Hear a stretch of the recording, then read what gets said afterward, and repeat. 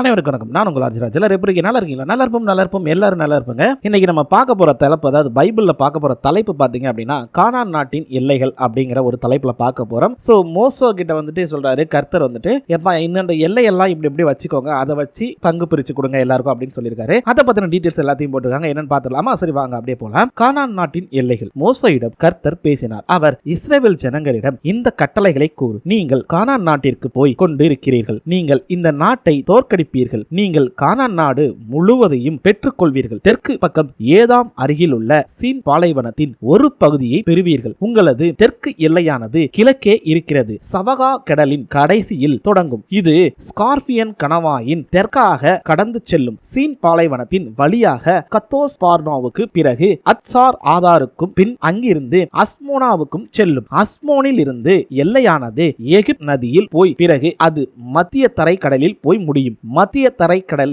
உங்களது மேற்கு எல்லையாக இருக்கும். உங்கள் வடக்கு எல்லையானது மத்திய தரைக்கடலில் தொடங்கி லெபானியில் உள்ள ஓர் மலைக்கு செல்லும். ஓர் என்னும் மலையிலிருந்து இது லெபோ ஆமத்திற்கு போகும். பிறகு சோதாத்திற்கு போகும். பின்னர் அவ்வெல்லையானது சிப்ரோனுக்கு போய் அச்சார் ஏனெனில் முடியும். இதுதான் உங்கள் வடக்கு எல்லையாகும். உங்கள் கிழக்கு எல்லையானது ஏனெனிலையோ தொடங்கியது. அது சோப்பாமுக்கு போகும். சோப்பாமில் இருந்து ஆயுனுக்கு கிழக்கில் உள்ள ரிப்லாவிற்கு போகும். எல்லையானது தொடர்ந்து கலோலயோ ஏரிக்கு தொடரும். பிறகு அந்த எல்லையானது யோர்தான் நதி வரை தொடரும். அது மரணக்கடலில் போய் முடியும். இதுதான் உங்கள் நாட்டை சுற்றியுள்ள எல்லைகள் ஆகும் என்றார். அதாவது இப்போ கிழக்கு பக்கம், மேற்கு பக்கம், வடக்கு பக்கம், தெற்கு பக்கம் நம்ம எப்படி எல்லைகள் வச்சிருக்கோமோ அது மாதிரி அவர் கிழக்குல இந்த இடத்துல ஆரம்பிச்சு இங்க வரைக்கும் போய் முடியும். அதே மாதிரி மேற்குல இந்த இடத்துல முடியும். வடக்கு தெற்கு இதெல்லாம் ஆரம்பிச்சு இந்த இடத்துல முடியும்பா. இதெல்லாம் உங்க நாட்டினுடைய எல்லைகளா வச்சுக்கோங்க அப்படின்னு சொல்லிருக்காரு. கிட்டத்தட்ட ஒரு மிகப்பெரிய பரப்பளவு உண்ட நாட்டை தான் கொடுத்திருக்காரு.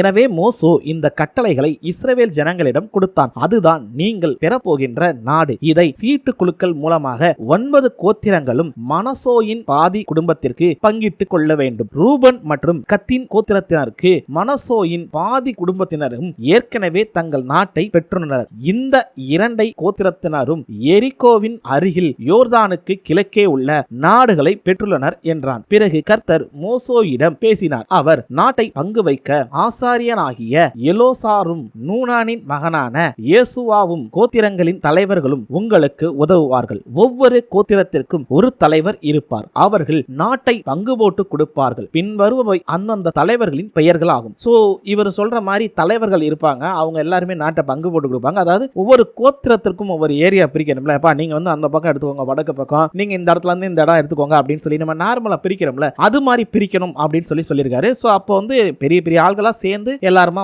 இருந்து அதை பிரிக்கிறாங்க அப்படிங்கிற மாதிரி சொல்லியிருக்காரு. மனுஷங்க நம்ம தான் அடிச்சுக்கிறோம். எப்ப பார்த்தாலும் எனக்கு இது வேணும் அது வேணும்னு சொல்லி எவ்வளவு விஷயம் அடிச்சுக்கிறோம். சோ அது மாதிரி இங்க கடவுளே பங்கு பிரிச்சுக்கோங்கன்னு சொல்லியிருக்காரு. ஓகே, இது கடவுள் சொல்லியிருக்காருன்னு சொல்லி அவங்க சொல்லியிருக்காங்க. பட் இது உண்மை கிடையாது. இது ஒரு கதை மட்டும்தான். ஓகேவா? சரிங்க. அந்த கோத்திரத்தினுடைய பெயர்கள், தலைவர்கள் யார் யார் பிரிக்க போறாங்க அப்படிங்கிற டீடைல்ஸ் எல்லாம் பார்த்துலாம். யாதாவின் கோத்திரத்தில் இருந்து எப்புனோயின் மகனான கலோப், இவர் தான் அந்த கோத்திரத்திலிருந்து வரப்போறாப்ல. அதே மாதிரி சிமியோனின் கோத்திரத்தில் இருந்து அம்யூத்தின் மகனான சாமுவேல், இவர் ஒரு தலைவர். ஓகேவா? 2 தலைவர் வந்துட்டாங்களா? அடுத்து பொன்னியமின் கோத்திரத்தில் இருந்து கிஸ்லோனின் மகனான எலியாது அப்படிங்கிறவர் வர்றாப்ல. இவரும் ஒரு தலைவரா இருக்காரு. அதாவது பொன்னியமின் கோத்திரத்துக்கு இப்போ தலைவர். ஓகேவா? அதே மாதிரி தானின் கோத்திரத்தில் இருந்து எக்லோயின் மகனான புக்கி, ஆமாங்க, இந்த தானின் கோத்திரத்துக்கு புக்கின்றவர் தலைவரா இருக்காப்ல. யோசோப்பின் மகனான மனோசோயின் கோத்திரத்தில் இருந்து எபோத்தின் மகனாகிய, இந்த பேர் என் வாயிலே நுழையல, ரெண்டாவது எனக்கு நுழைஞ்சால் அது தப்பான அர்த்தம் மாதிரி வருது. சோ பாக்குற நீங்களே பார்த்து தெரிஞ்சுக்கோங்க. எப்ராமின் கோத்திரத்தில் இருந்து சிபாத்தின் மகனாகிய கோமுவேல் அப்படின்றவர் வர்றாப்ல. இவர் தான் எப்ராமின் கோத்திரத்திற்கு இப்போதைய தலைவர். அடுத்து செப்லோனின் கோத்திரத்தில் இருந்து பார்னாகின் மகனாகிய எலிசபான் அப்படின்றவர் வர்றாப்ல. இவர் தான் செப்லோனின் கோத்திரத்தோட தலைவர். அடுத்து இசாக்காரின் கோத்திரத்தில் இருந்து ஆசானின் மகனாகிய பல்தியோல் அப்படின்றவர் வர்றாப்ல. சோ இந்த பேரெல்லாம் பாத்தீங்கன்னா சில பேர்கள் வாயில நுழைய, ரெண்டாவது நுழைஞ்சாலும் அது வேற மாதிரி மீனிங் வர்ற மாதிரி தான் எனக்கு தோணுது. உங்களுக்கு எப்படிங்கிறத பாத்துக்கோங்க. அடுத்து ஆசாரின் கோத்திரத்தில் இருந்து சொலோமின் மகனாகிய அக்யூத் அப்படின்றவர் வர்றார். இவர் தான் இப்போதைய தலைவர். அடுத்து நப்தலின் கோத்திரத்தில் இருந்து அம்யூத்தின் மகனான பொத்தகோல் என்றவர் வருகிறார். சோ இவங்க எல்லாம் இப்போதைய தலைவர்கள் அந்த கோத்திரத்திற்கு. அவங்க எல்லாரும் இந்த பங்கு பிரிக்கிறதுக்காக ஹெல்ப் பண்ணுவாங்க அப்படிங்கிற மாதிரி சொல்லியிருக்காப்ல. அதை பத்தின டீடைல் தான் போட்டிருக்கு. அடுத்து இஸ்ரவேல் ஜனங்களின் மத்தியில் கானான் தேசத்தை பங்கிடும்படி கர்த்தர் இவர்களுக்கு தெரிவித்தார். சோ கர்த்தர் என்ன சொல்லியிருக்காங்கன்னா, மக்கள் முன்னே நிலைமையில பொதுவான முறையில எது செஞ்சாலும் அதை நியாயமா செய்யுங்கன்னு சொல்லியிருக்காரு. சோ அதுக்கேற்ற மாதிரி எல்லாம் செய்யறதாக சொல்லியிருக்காங்க போல இருக்கு. இந்த எல்லையெல்லாம் சொல்லியிருக்காங்க, பங்கு பிரிக்கிற விதத்தை பத்தி சொல்லியிருக்காங்க. இந்த விஷயத்துல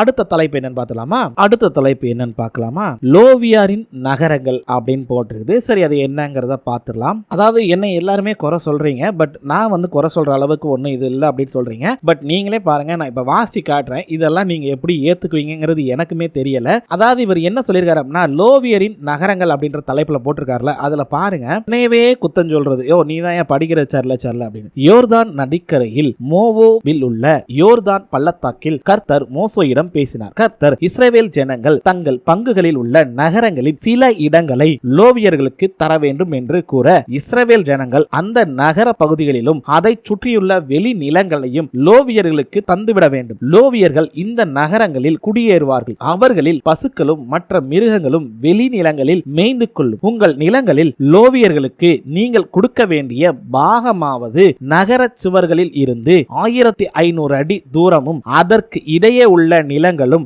நகரத்தின் மேற்கே உள்ள 3000 அடி தூரமும் கிழக்கே உள்ள 3000 அடி தூரமும் வடக்கே 3000 அடி தூரமும் தெற்கே 3000 அடி தூரமும் லோவியர்களுக்கு உரியதாகும். அதாவது வந்து இவர் வந்து ஒரு ஸ்கொயர் சேஃப்ல வந்து அதாவது என்ன சொல்றாருன்னா, நீங்க கட்டி இருக்கிற அந்த கோட்டச்சோர்ல இருந்து ஒரு 1500 அடி தள்ளி அதுக்கப்புறம் கிழக்கு பக்கம் ஒரு 3000 அடி, தெற்கு பக்கம் 3000 அடி, அதே மாதிரி மேற்கு வடக்கு ரெண்டுலையும் 3000 அடி 3000 அடி வச்சு சென்டர் பாயிண்டா ஒரு இடத்துல வச்சு அதுல இருந்து 3000 அடி சுத்தி அளந்துக்கோங்கப்பா, அதைத்தான் நீங்க அவங்களுக்கு கொடுக்கணும் அப்படின்ற மாதிரி சொல்லியிருக்காரு. ஸோ இது ஆல்மோஸ்ட் நம்ம இப்ப பாக பிரிவினை பண்றாங்க எல்லா அடி கணக்கு பண்ணி அந்த மாதிரி தான் இருக்கு. அனைத்து நிலங்களுக்கும் நடுவில் நகரம் இருக்கும். இத்தகைய 6 நகரங்களும் பாதுகாப்பின் நகரங்கள் ஆகும். விபத்தாக எவராவது ஒருவரை கொன்றுவிட்டால் உடனே அவன் அந்த நகரத்திற்குள் ஓடி போனால் அது அவர்களுக்கு பாதுகாப்பை தரும். நீங்களே சொல்லுங்க, இது வந்து ஏத்துக்கிற மாதிரி இருக்கா? ஒருத்தர் கொலை பண்ணிட்டு போய் சேஃபா இருக்கிறதுக்கான ஒரு இடம் அப்படிங்கிற மாதிரி சொல்றாரு பாருங்க. இது வந்து நீங்க சொல்லுங்க, ஒரு கடவுள் இந்த மாதிரி நடந்துக்குவாரா அப்படிங்கறத நீங்க தான் சொல்லணும். எனவே குத்தம் சொல்றது, நீ வந்து தப்பா படிக்கிற, உனக்கு வந்து அது இதுன்னு, அதாவது ஒரு இடத்துல ஒரு தவறு இருக்குன்னு சுட்டி காட்டினா அதை வந்து ஏத்துக்கணும். அதை விட்டுட்டு அதை ஏத்துக்க முடியாம இல்ல இல்ல அதுல போட்டிருக்கிறது எல்லாமே கரெக்ட் அப்படின்னு சொன்னோம்னா அதுதான் மிகப்பெரிய முட்டாள்தனம். நீங்க ஏமாறுறீங்கன்னு அர்த்தம். அப்படி ஒரு விஷயத்தை என்னைக்குமே பண்ணாதீங்க. ஓகேங்களா? சரி, ஓகே. அதுக்கப்புறம் மிச்சத்தை பாப்போமா? எனவே மொத்தமாக நீங்கள் லோவியர்களுக்கு 48 நகரங்களையும் அவற்றை சுற்றியுள்ள நிலங்களையும் அவர்களுக்கு தர வேண்டும். பெரிய குடும்பத்தைச் சேர்ந்த இஸ்ரவேல் ஜனங்கள் பெரிய பங்கை பெறுவார்கள். சிறிய குடும்பத்தைச் சேர்ந்த இஸ்ரவேல் ஜனங்கள் சிறிய பங்கை பெறுவார்கள். எனவே பெரிய கோத்திரத்தினர் தங்கள் பங்கில் அதிக நகரங்களை லோவியர்களுக்கு கொடுத்து விட வேண்டும். சிறிய கோத்திரத்தினர் சில நகரங்களை லோவியர்களுக்கு கொடுத்து விட வேண்டும் என்றார். ஆக மொத்தம் வந்து இவர் என்ன சொல்றாருன்னா, அந்த இஸ்ரவேலோட ஃபேமிலில கொஞ்சம் சின்ன ஃபேமிலி, அது போக பெரிய ஃபேமிலி இருக்குல்ல, பெரிய ஃபேமிலில நிறைய இடம் கிடைக்கும் உங்களுக்கு, அதுல நீங்க ஒரு குறிப்பிட்ட இடத்தை கொடுத்துடணும். அதே மாதிரி சின்னதா இருக்கிறவங்க அவங்களுக்கு கிடைச்ச இடத்துல அதுலயும் கொஞ்சோண்ட வந்துட்டு அவங்களுக்கு கொடுத்துருங்க அப்படின்றாரு. சோ ஒரு குறிப்பிட்ட பர்டிகுலர் ஆளுக்கு மட்டும் தனியா கொடுக்கணும் அப்படின்னு சொல்லியிருக்காரு. இது எதனால அப்படி சொன்னாருங்கிறது எனக்குமே புரியல. அடுத்து பார்ப்போம். மேலும் கர்த்தர் மோசேயிடம் ஜனங்களிடம் இவற்றை கூறு, நீங்கள் யோர்தான் ஆற்றை கடந்து கானான் நாட்டிற்குள் போன பின் நீங்கள் ஆடைகால பட்டணங்களை தேர்ந்தெடுக்க வேண்டும். எவனாவது ஒருவன் தற்செயலாக யாரையாவது கொன்றுவிட்டால்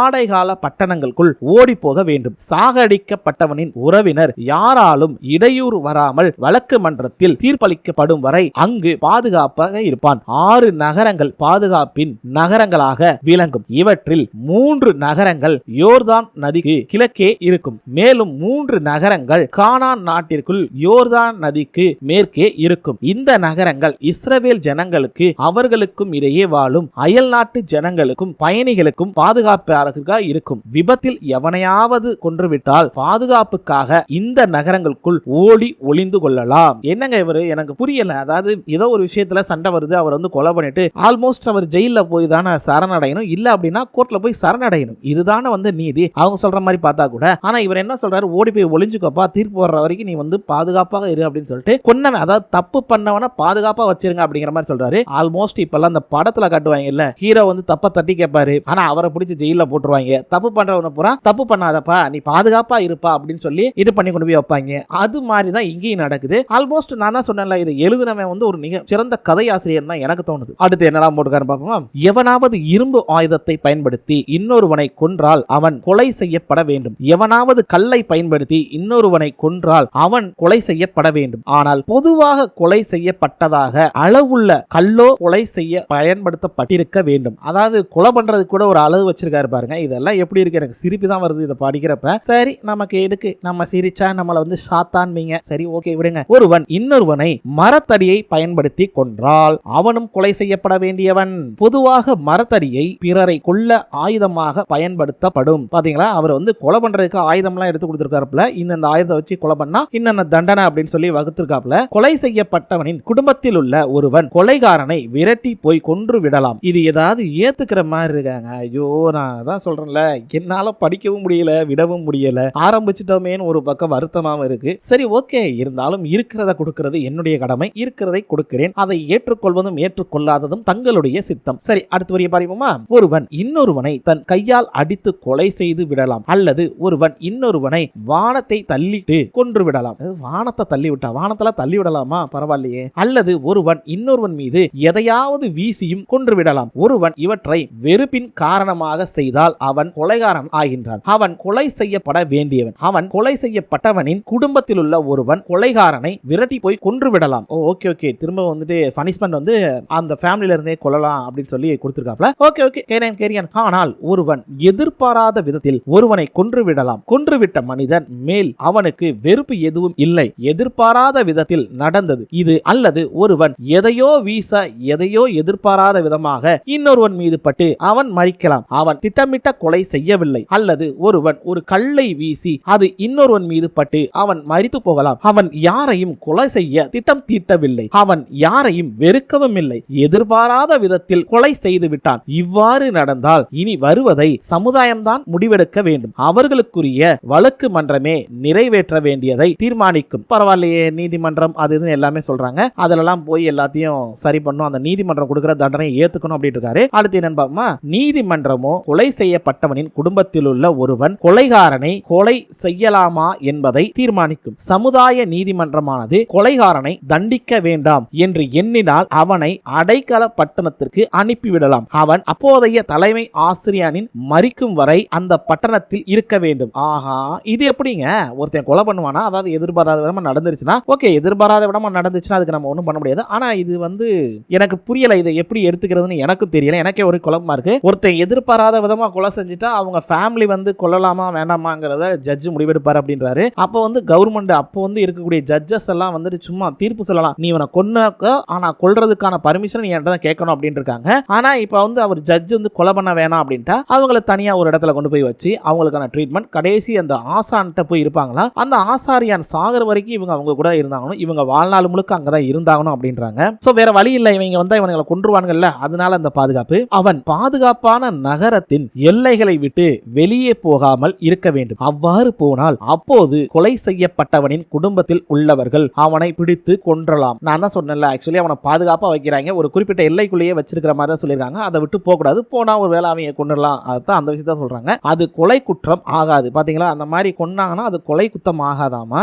எதிர்பாராத விதமாக இன்னொருவனை கொன்ற ஒருவன் தலைமை ஆசாரியான் மரிக்கும் வரை பாதுகாப்பான நகரத்திற்குள்ளேயே இருக்க வேண்டும். தலைமை ஆசாரியான் மறைவிற்கு பின்னர் அவன் தன் சொந்த இடத்திற்கு திரும்பி போகலாம். எனக்கு புரியல, இந்த தலைமை ஆசாரியான் வந்து இறந்ததுக்கு அப்புறம் தான் போக முடியுறாங்க, அதுக்கான காரணம் என்னன்னு எனக்கும் புரியல. சரி வாங்க நம்ம முழுசா முடிச்சிருவோம். உங்கள் ஜனங்கள் வாழும் நகரங்களில் எல்லாம் இந்த விதிகள் என்றென்றைக்கும் இருக்கும். சோ இவர் வந்து இந்த ரூல்ஸ் போட்டிருக்கிறது உங்க மக்கள் வாழக்கூடிய எல்லா இடத்துலயுமே பொருந்தும் அப்படின்னு இருக்காரு. ஆல்மோஸ்ட் இவருடைய மக்கள்கள் வாழக்கூடிய எல்லா இடத்துலயுமே இந்த இது பொருந்தும் அப்படின்னு சொல்லியிருக்காரு. ஓகே, அடுத்தது, சாட்சிகள் இருந்தால்தான் ஒருவனை கொலைகாரன் என்று முடிவு செய்து கொன்றுவிட தீர்ப்பளிக்க முடியும். ஒரு சாட்சி மட்டும் இருந்தால் ஒருவனை கொலை குற்றவாளியாக்க முடியாது. ஒருவன் கொலைகாரன் என்று முடிவானால் அவன் மரண தண்டனைக்கு தகுதியானவன். அவனிடம் பணத்தை பெற்றுக்கொண்டு தண்டனையை மாற்ற வேண்டாம். கொலைகாரன் கொல்லப்பட வேண்டும்.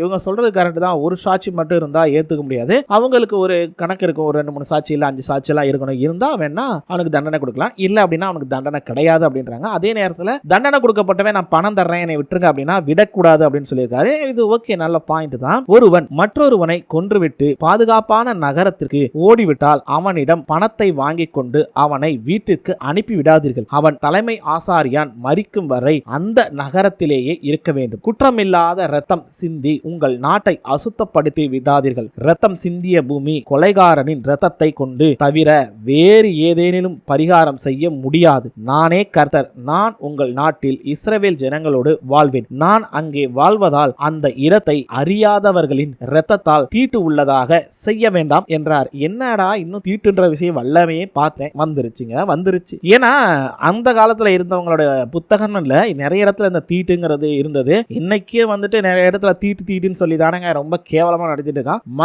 மனுஷனை எந்த வகையிலையும் தீட்டு இல்ல. என்னை பொறுத்த வரைக்கும் தீட்டுன்ற ஒரு விஷயமே கிடையாது தான் சொல்லுவேன். கொஞ்சம் சிந்திச்சு பாருங்க, எல்லா மனிதனுக்குள்ளேயும் இருக்கக்கூடியது எலும்புகளும் நரம்புகளும் ரத்தங்களும் சதைகளும் தான் இருக்கு. அப்படி இருக்கிறப்போ கடவுள் படைச்ச இந்த விஷயம் தீட்டு கெட்டதுன்னா அவர் எப்படி படைப்பாரு? வாய்ப்பு இல்லை இல்ல. சோ ஒரு மனிதனுக்கு என்னென்ன தேவைங்கிறத கரெக்டா வந்து அவர் படைச்சிருக்காரு, ஒரு சயின்டிஸ்ட் மாதிரி கடவுள். அப்படிப்பட்ட ஒரு படைச்சதையே வந்துட்டு நம்ம என்ன சொல்றோம், இல்ல இது வந்து தீட்டு, இந்த மாதிரி இருந்தா தீட்டு. சொல்ல போனா ஒரு ஆணுடைய உடம்புல இருந்து அவனுடைய விந்து அணுக்கள் வெளியேறினா அதை தீட்டுன்றீங்க. அதே போல ஒரு பெண்ணினுடைய உடம்பில் இருந்து அவங்களுடைய மாதவிடாய் காலத்துல ரத்தங்கள் வெளியேறினா அதையும் தீட்டுன்றீங்க. இது எப்படி தீட்டாகும்னு எனக்கு கொஞ்சம் சொல்ல முடியுமா? ஏன்னா இயற்கையாவே கடவுள் வந்து படைச்சிருக்கான்ல, இயற்கையா ஒரு விஷயம் படைச்சிருக்கான். இந்த வயசுல இன்னென்ன மாற்றங்கள் மனிதனுக்கு வேணும், அவன் இந்த விஷயத்தெல்லாம் என்ஜாய் பண்ணணும், இதெல்லாம் அவனுக்கு தேவை அப்படிங்கிற மாதிரி கொடுத்திருக்காரு. அப்படி இருக்கிறப்ப அது எல்லாத்தையும் தப்பு, அது தீட்டு, அது ஆகாது, கெட்டதுன்னு சொல்லி சொல்றதுக்கு நம்மள யாரு? நம்ம ஆஃப்டர் ஆல் மனிதர்கள், கடவுளால் படைக்கப்பட்டவர்கள். நம்ம எதுக்காக படைக்கப்பட்டோமோ அதை மட்டும் செஞ்சுட்டு போயிட்டே இருக்கணும். அதை விட்டுட்டு மற்றவன் எல்லாத்தையும் அது இது தீட்டு அப்படி இப்படின்னு சொல்லி ஒண்ணுமில்லாம ஆக்கவே கூடாது. அது மிகப்பெரிய குத்தம் அப்படின்னு தான் நான் சொல்லுவேன். சரிங்க, நமக்கு எதுக்கு, அடுத்த தலைப்பு பார்க்கலாம். சோலோபியாத்தின் மகள்களின் பகுதி. ஓகே, இங்க ஒரு பொண்ணுங்களுக்கு வந்து சில பகுதிகள் கொடுத்திருக்காங்க, அது என்னன்னு பார்ப்போம். மனோசோ யோசோபின் மகன் மஹீர், மனோசோயின் மகன் கிளையோத், மஹீரின் மகன் கிளையோத் கோத்திரத்தில் தலைவர்கள் மோசோயோடும் மற்ற இஸ்ரவேல் கோத்திரங்களின் தலைவர்களோடும் பேச போனார்கள். அவர்கள், ஐயா, எங்கள் நிலத்தின் பங்குகளை சீட்டுக்குழுக்கள் மூலம் நாங்கள் பெறுமாறு கர்த்தர் கட்டளையிட்டு இருக்கின்றார். அதோடு சொலோபியத்தின் நில பங்கானது அவனது மகள்களுக்கு சேர வேண்டும் என்று கர்த்தர் கூறியிருக்கிறார். சொலோபியத்தின் எங்களது சகோதரன் வேறு ஒரு கோத்திரத்தில் உள்ளவர்கள் சொலோபியத்தின் மகளை மணக்க நேரிடலாம். அப்போது அந்த பங்கு எங்கள் குடும்பத்தை விட்டு போய்விடுமோ? வேறு ஒரு கோத்திரத்தை சேர்ந்தவர்கள் அந்த பூமியை பெற்றுக் கொள்வார்களா? இவ்வாறு சீட்டுக்குழுக்கள் மூலம் நாங்கள் பெற்ற நில பங்குகளை நாங்கள் இழந்து விடுவதா?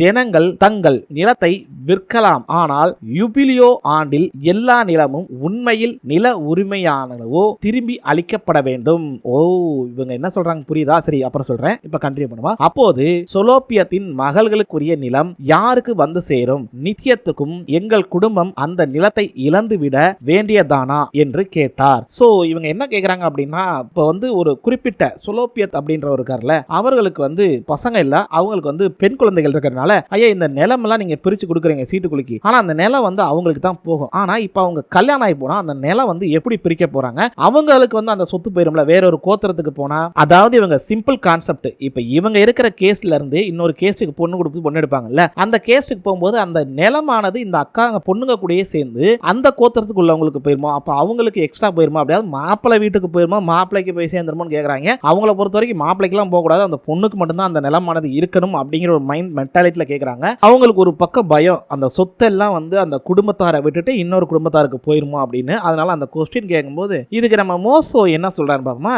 மோசோ பின்வரும் கட்டளைகளை இஸ்ரவேல் ஜனங்களுக்கு கொடுத்தான். இந்த கட்டளை கர்த்தரிடமிருந்து வந்தது. யோசோப்பின் கோத்திரத்தில் உள்ள மனிதர்கள் கூறுவது சரியே. சொலோபியத்தின் மகள்கள் விஷயத்தில் கர்த்தர் கூறும் கட்டளைகளாவன, அவர்கள் தங்கள் விருப்பமானவர்களை மணந்து கொள்ளலாம், எனினும் அவர்கள் தங்கள் தந்தையின் கோத்திரத்தில் உள்ளவர்களை மட்டுமே மணந்து கொள்ள வேண்டும். இது எப்படிங்க முடியும்? எனக்கு புரியல. அப்படி வரும்போது அது அண்ணன் தம்பி முறையில வரும். ஓகே, இவங்க என்னமோ ஒரு முறை வச்சிருக்காங்க, வச்சுக்கட்டும். மணந்து கொள்ள வேண்டும். இதனால் இஸ்ரவேல் ஜனங்கள் ஒரு கோத்திரத்தில் உள்ள சொத்தானது இன்னொரு கோத்திரத்திற்கு செல்லாமல் இருக்கும். எனவே ஒவ்வொரு இஸ்ரவேலரும் தன் முற்பிதாக்களுக்குரிய நிலங்களை பாதுகாத்துக் கொள்வான். ஒரு பெண் தன் தந்தைக்குரிய நிலத்தை பெற்றால் பின்னர் அவள் தந்தையின் கோத்திரத்தில் உள்ளவர்களை மட்டுமே மணந்து கொள்ள வேண்டும். இந்த முறையில் ஒவ்வொரு இஸ்ரவேல் குடிமகனும் தங்கள் முற்பிதாக்களின் சொத்துக்களை தம் வசமே வைத்திருப்பார்கள். எனவே இஸ்ரவேல் ஜனங்கள் ஒரு கோத்திரத்தில் இருந்து இன்னொரு கோத்திரத்திற்கு நிலம் போகாமல் இருக்கும். ஒவ்வொரு இஸ்ரவேலரும் தன் முற்பிதாக்களுக்குரிய நிலத்தை பாதுகாத்துக் கொள்வான்.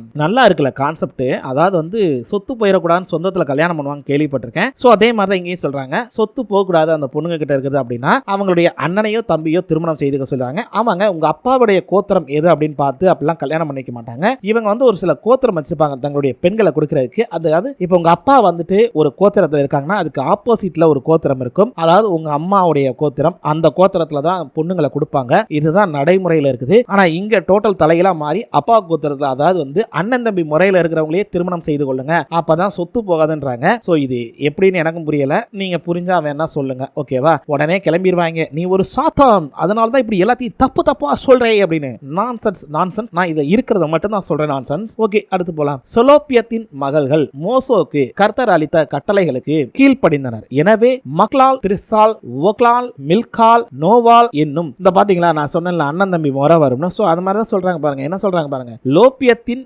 மகள்கள் தம் தந்தையின் சகோதரரின் மகன்களை மணந்து கொண்டனர். சோ இது வந்து அவங்களுக்கு அண்ணன் தம்பி முறையாகும், அவங்கள தான் கல்யாணம் பண்ணியிருக்கிறதா சொல்றாங்க. அவர்கள் யோசோப்பின் மகனாகிய மனோசோயின் கோத்திரத்தினரை மணந்து கொண்டபடியால் அவர்களின் சொத்தானது அக்ரோத்திற்குள்ளேயே இருந்தது.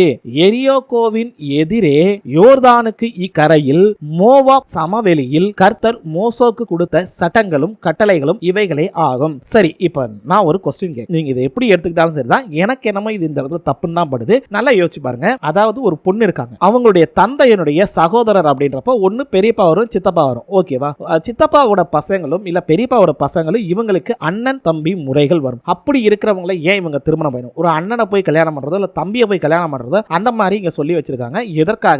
சொத்து இன்னொருத்தருக்கு போயிடக்கூடாது அப்படிங்கறக்காக அவங்களுடைய பெற்றோர்களே இந்த விஷயத்தை செய்யறதாக சொல்லியிருக்காங்க. சோ பாத்துக்கோங்க, ஒரு பேரண்ட்ஸ் தான் ஒரு பொண்ணுக்கு ஒரு பையனுக்கு கல்யாணம் பண்ணிக்கணும் அப்படின்றப்ப ஒரு பொண்ணுக்கு ஒரு பேரண்ட்ஸ் தான் பார்த்து கல்யாணம் பண்ணி வச்சிருப்பாங்க. அவங்க என்ன பண்ணிருக்காங்க, சொத்து வந்து நமக்குள்ளே இருக்கணும் அப்படிங்கறக்காக அவங்களுடைய அண்ணன் தம்பி முறையில உள்ளவங்களை திருமணம் செய்து வைத்திருக்காங்க அப்படின்னு சொல்லியிருக்காங்க. சோ இது வந்து சரியா தப்பாங்கிறத நான் உங்ககிட்டயே விட்டுறேன், நீங்களே சொல்லுங்க இது சரியா தப்பா. இதுல போட்டிருக்க விஷயம் ஏத்துக்க முடியுமா ஏத்துக்க முடியாதா அப்படின்னு. ஏன் அப்படின்னா பணம், சொத்து, அதாவது வந்து நிலம். நீங்க சொல்றீங்கல்ல கர்த்தர் வந்து இதெல்லாம் விட சொன்னார், ஆசபாசைகளை விட சொன்னார் அப்படின்னு சொல்லி நிறைய இடத்துல நான் சொல்லி கேள்விப்பட்டிருக்கேன். பட் இந்த புத்தகத்தை படிக்கிறப்ப எனக்கு அதுல நம்பிக்கை இல்லை. ஏன் அப்படின்னா இங்க அந்த மாதிரி எந்த ஒரு விஷயமும் சொல்லப்படல. இங்க சொல்றது எல்லாமே நான் உங்களுக்கு தர்றேன், நீங்க எடுத்துக்கோங்க, நான் உங்களுக்கு தர்றேன், நீங்க எடுத்துக்கோங்க, ஆனா நான் சொல்றதை செய்யணும். இது வந்து எப்படி தெரியுமா இருக்கு? இன்னைக்கு இருக்கிற நிறைய மக்கள் வந்து மக்களை வந்துட்டு நான் உங்களுக்கு அதிகமா பணம் தரேன், வாங்க வாங்கன்னு கூப்பிட்டு ஏமாத்துறாங்க, இல்ல அது மாதிரி இருக்கு. பட் இவர் ஏமாத்தல, நிலத்தை புறம் கொடுத்திருக்காரு. எனக்கு என்னமோ இது எல்லாமே தப்புன்னு தான் தோணுது. இந்த இடத்துல இவர் சொன்ன இந்த விஷயம் தவறாகத்தான் எனக்கு தோணுது. இதை நீங்க எப்படி எடுத்துக்க போறீங்கன்னு எனக்கு தெரியல. சரி, ஓகே மக்களே, இதோட இந்த காணொலியை முடிச்சுக்கிறேன். மீண்டும் நாளை சந்திக்கலாம். நன்றி.